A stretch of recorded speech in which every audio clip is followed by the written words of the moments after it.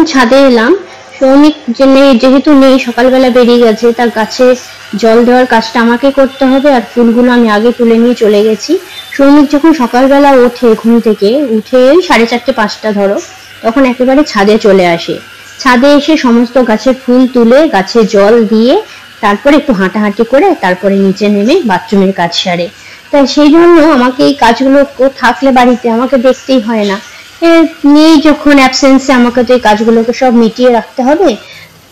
তো সেই জন্য সমস্ত গাছে জল দিয়ে দিচ্ছে। আর যা রোদের তাপ পড়েছে, গাছগুলো যদি ঠিকঠাক করে জল না দিই তাহলে গাছগুলোর অবস্থা একদম খারাপ হয়ে যাবে। ভীষণ রোদের তাপ। আর আমার এই গাছ লাগানো কেন জানো, অ্যাকচুয়ালি ঠাকুরের পুজোর জন্য, ফুলের ব্যবস্থার জন্যই আমার এই গাছ লাগানো। কারণ প্রতিদিন ওই গিয়ে গিয়ে ফুল আনাটা খুব অসম্ভব হয়ে পড়ে, ভালো লাগে না বেরোতে। ওই জন্য গাছে যা ফুল হয় আমার ঠাকুরের চরণে একদম সত্যি করে সুন্দরভাবে ভরে যায়। তোমাদের তো দেখিয়েছি আমার গাছে কত কত ফুল হয়, তো সেই সবের জন্যই গাছগুলো লাগানো। তো চলো গাছের জলগুলো শেষ করে দিয়ে তারপরে আমি নিচে যাই, আবার নিচে অনেক কাজ আছে। ওহো, এখানে তো আরেকটা কুঁড়ি রয়ে গেছে। এই গোলাপি জবাগুলো একটু দেরিতে ফোটে, যখন ফুল তুলে নিয়ে গেছি এইটা দেখতে পাইনি আর। চলো এখন নিচে যাই, নিয়ে এই কুঁড়িটা ঠাকুরের যে গামলায় এই ফুলগুলো তুলে রেখেছি সেইখানে রেখে দিই, আর একটুখানি জল দিয়ে রাখবো। জল দিয়ে রেখেছি অবশ্য, যাতে ফুলগুলো বেশ ভিজে যায়। আর এই দেখো, দেখেছো এত ফুল আমার ঠাকুরের চরণে বেশ সুন্দরভাবে হয়ে যায়। Good morning everyone, welcome back to our channel Soumik স্মিতার নতুন একটি ব্লগে তোমাদের স্বাগত জানাচ্ছি। আমি দেখালাম যে 5টার সময় আজকে আমি উঠেছি, সৌমিক তো আরো সকালে উঠেছে, মেবি 4:30, আমি জানি না ঠিক। ওর মোটামুটি সবকিছুই হয়ে গেছিল, স্নান টান, তারপরে তোমার ব্রাশ করা, এইসব তো বাথরুমের কাজ সমস্ত কমপ্লিট হয়ে গেছে। আর ও যখনই সকালবেলা বেরোয় সবসময় স্নান করে ঠাকুর ফাকুর একদম ধূপকাঠি দিয়ে ঠিয়ে তারপরে বেরোয়। যাই হোক, বলেছিলাম যে সৌমিকের খেলা আছে 16-17, তা সেই হিসাবেই গেছে। আর যেতেই তো তোমার অনেকক্ষণই টাইম লাগবে। আজকে আছে পুরুলিয়া, আর সবচেয়ে বড় এই কষ্টকর হবে জানো বাইচুংয়ের, কারণ বাইচুং দিল্লি থেকে 2টো না কততে ফ্লাইট উঠেছে, ফ্লাইটে উঠে 4টে কততে নেমেছে কলকাতা এয়ারপোর্টে। ওখান থেকে তারপরে আবার ট্রেনে করে এদের সঙ্গে পুরুলিয়া যাবে, তো ওর বেশি স্ট্রেস পড়বে। সে যাই হোক, বন্ধু বান্ধব সব একসঙ্গে যাচ্ছে, খুব মজা করছে আমি জানি, মানে ট্রেনে। আর ওদের ট্রেন ছেড়েছে 6:55 ট্রেন ছেড়েছে। সানি গেল গাড়ি করে, গাড়ি নিয়ে সৌমিকে পৌঁছে দিয়ে এলো কলকাতা স্টেশন থেকে, মানে চিতপুর স্টেশন যেটা, ওখান থেকে আর কি ওদের ট্রেনটা ছেড়েছে। তা তখন থেকে আমি আর ঘুমোই না, আর ঘুম আসে একবার ঘুম ভেঙে গেলে বলো। আর কালকে আমি কোনো রকম ব্লগ ভিডিও করিনি, কারণ হচ্ছে ভালো লাগছিল না। কালকে পোস্ট করেছিলাম কবেটার যেন, বুধবার একটা, বৃহস্পতিবার পোস্ট করেছি। আর বৃহস্পতিবার স্বাধীনতা দিবস ছিল, সেরকমভাবে স্বাধীনতা দিবস কি উদযাপন করব, স্বাধীনতা কি পেয়েছি আমরা, সত্যি পাইনি। যা মর্মান্তিক ঘটনাগুলো চলছে পুরো ইন্ডিয়া জুড়ে, শুধু বাংলা কেন বলবো, বাংলাকে দোষ দিয়ে তো লাভ নেই, পুরো ইন্ডিয়া জুড়েই যে মর্মান্তিক ঘটনাগুলো চলছে, তার জন্য আর স্বাধীনতা কি উদযাপন করব।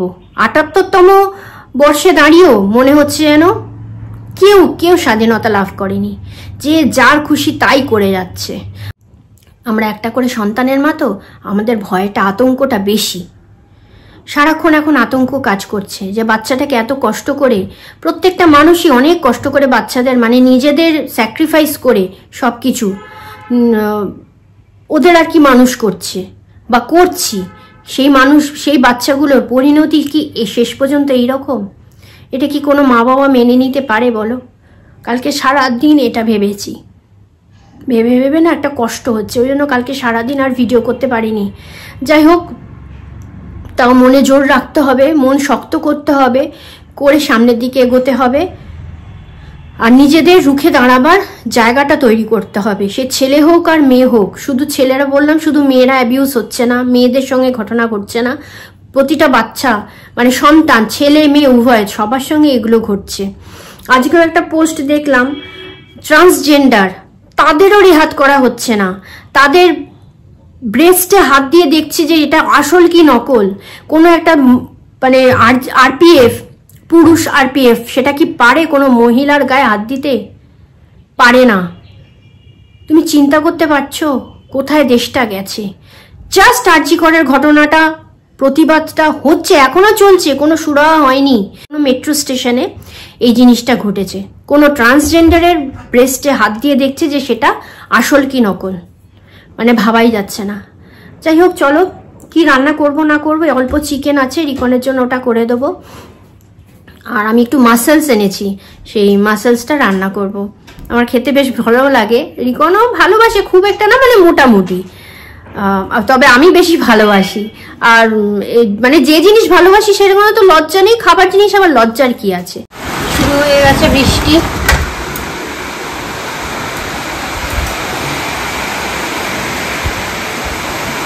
প্রচন্ড জোরে বৃষ্টি পড়ছে। পাশে কালো মেঘটা দেখো, তো কালো হয়ে যাচ্ছে। আর রিকনদের স্কুলটা আজকে এমনি দিয়েছে কালকে, বৃষ্টি তো পড়ছে খুব জোরে। জুতোগুলো না বাইরে পড়েই আছে। আমি তো জানি আমি যতক্ষণ না তুলবো তোলাও হবে না এই জিনিস। সৌমিকের না এইসব ব্যাপারে ভীষণ অযত্ন, মানে এত দামি দামি জিনিস ইউজ করে না, আমি করতে পারি না, মানে আমি করি না, আমার ইচ্ছা করে না বাবা এত দামি জিনিস ইউজ করতে। তবে জুতোটা ভাই দামি পরি, কারণ পায়ের যা অবস্থা, ব্যথা করে এ করে, জুতোটা দামি পরি। কিন্তু সৌমিকের সব জিনিস, জামা থেকে, জুতো থেকে, আন্ডারগার্মেন্টস থেকে সবই ব্র্যান্ডে পরে। দেখো এক সময় অনেক কষ্ট করেছে, কিন্তু এখন কি বলতো, একটা স্ট্যান্ডার্ড মেনটেন করতে গেলেও কলিগসদের সঙ্গে করতে হয়। আর করবে না কেন, এই জায়গাটা নিজেই অ্যাচিভ করেছে না, তা নিয়ে আমার কোনো বক্তব্য নেই, কিন্তু অবজেকশন নেই, বক্তব্য নেই না, অবজেকশন নেই, কিন্তু জিনিসটাকে তোমায় যত্ন করতে হবে। প্রচুর জিনিস হেলায় ফেলায় নষ্ট হয়, প্রচুর জিনিস। আমি যদি না দেখি না, সেই জিনিস পড়েই থাকবে। কালকে তো 15ই আগস্ট গেছে, দিনুরা তো আসেনি, এখন সিটি দিচ্ছে, এখন আসছে, তো ওইগুলো সব ঢুকিয়ে দিয়ে রেখে দিই।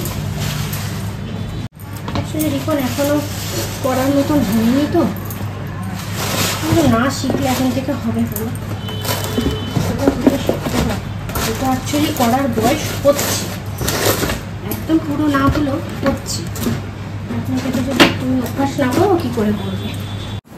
Hello, good afternoon. এখন 1:05 বাজে। আমি সকাল থেকে একটু আলস্যই করছি, খুব একটা ভিডিও বানাইনি আজকে, কারণ সৌমিক যেহেতু নেই, রান্নারও সেরকম নিরিক চিরিক রান্না আমার সকালবেলায় হয়ে গেছে। মুখটা এত অয়েলি অয়েলি হয়ে যায় আমার। আর তোমার রিকনের স্যার এই 15 মিনিট হলো সবে মাত্র গেছে, তো রিকন এখন স্নান করতে যাবে, তারপরে দুজনে মিলে খাবো, লাঞ্চ করব। সৌমিক পৌঁছে গেছে অনেকক্ষণই, ও ভিডিও কল করেছিল, গাড়িতে যাচ্ছে, কন্টিনিউ ফোন করতেই থাকছে, এরকমই করে, গাড়িতে যাচ্ছে, মানে ট্রেন থেকে নেমে গাড়িতে যাচ্ছে, সেখানে ফোন করেছে, এরকম।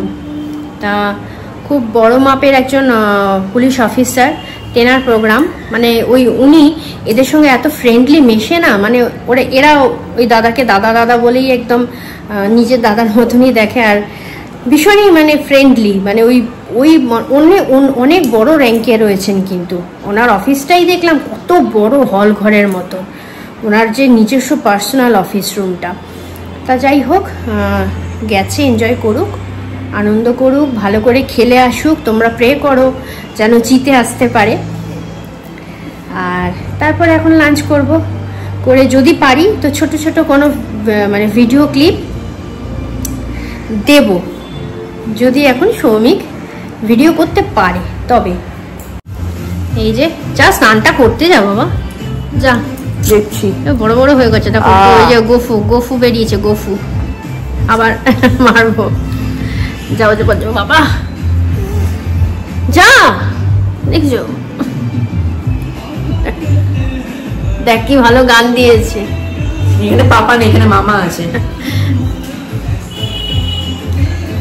বাবারা এক্সপ্রেস করতে পারে না রে, বাবারাই আসল চায়। কি বই? শ্রীকান্ত মানে ও ব্লাইন্ড, কিন্তু কত বড় জায়গায় পৌঁছবে। যাই হোক, এটা রেকনেরও দেখা উচিত এই সিনেমাটা, কারণ মানুষ এটাই বোঝাচ্ছে মনে হয় সিনেমাটা দিয়ে, যে কোনো মানুষের যদি ইচ্ছা শক্তি থাকে, চেষ্টা থাকে, তার প্রতি নানা রকম প্রতিবন্ধকতা সত্ত্বেও সে অনেক উঁচুতেই উঠতে পারে।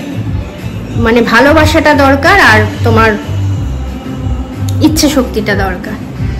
সৌমিক এইমাত্র ফোন করেছিল, ওদের 4টে থেকে খেলা ছিল, খেলা এখন শেষ হয়ে গেছে।